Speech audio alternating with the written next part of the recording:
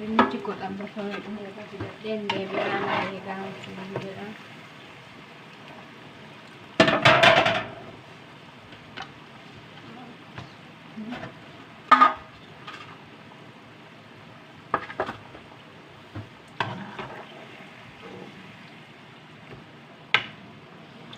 Saaniyya keessatti haguugamee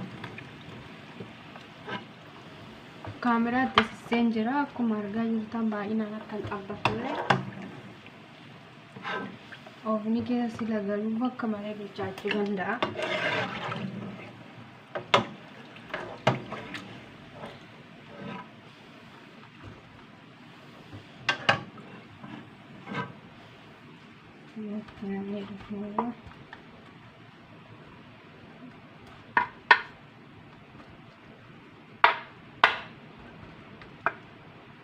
Amma haala kanaan raftaa keenya kun foon daakamaadha. Haala kanaan tolcheen jechuudha. Naante seen akka barbaadanitti baay'istanii tolchachuu dandeessu. Anis nan barbaanneef amma nu jedhe immoo shunkurtii keenya itti godhanna.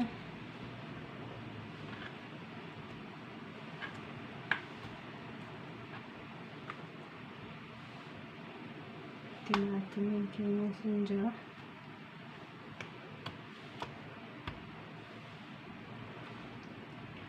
Foon isaa akka nu jalaan gogoogneef yoo gubbaa ta'e walakkaa godhuu qabna.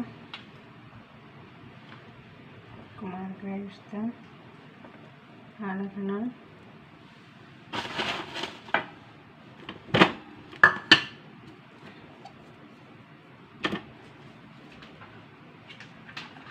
as immoo timaatimii nan qaba. Timaatimii suuparmaarkeetti amtamu siin jira. Hundi argitu haala kanaan filadha.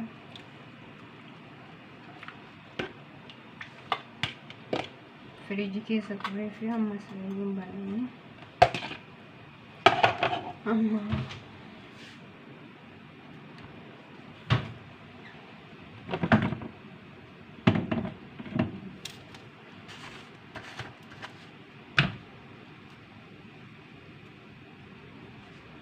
qimamee itti naqadhamu.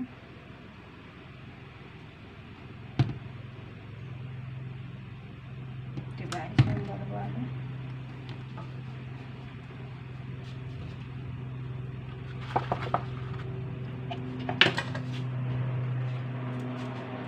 Bishaanis itti naqna akka nu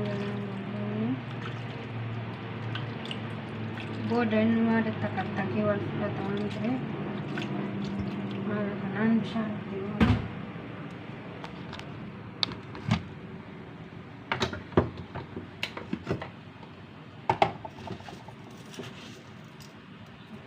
soogidda dhagannee itti goona. Timaatimiin kan soogidda qabu waan ta'eef ittiin baay'isu. Bakka haala kanaan xumurreerra jechuudha. Waan baay'een barbaachisu waa'ima kanaanii. Amma oofnii keessa godhee walitti deebinutti nafaana turaa siin jedha obboleewwan koo. Waan kun xumurannee deebineerra siin jedha haala kanaanii.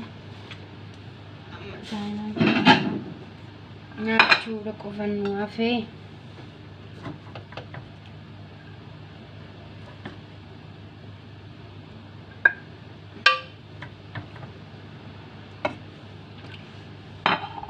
muuziidhaa wajjin qopheeffannaa waan ta'eef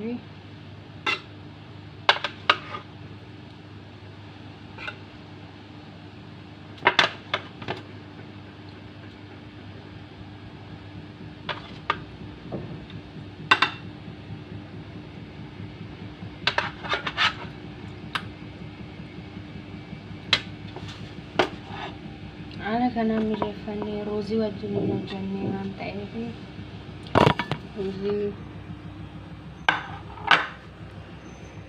ruuziin akkanatti hojjetama. Ruuzii wajjin nyaanni isaa namatti tola. Kun viidiyoon godhasin jedhee sheerii fi laayikii nan dagatinaa.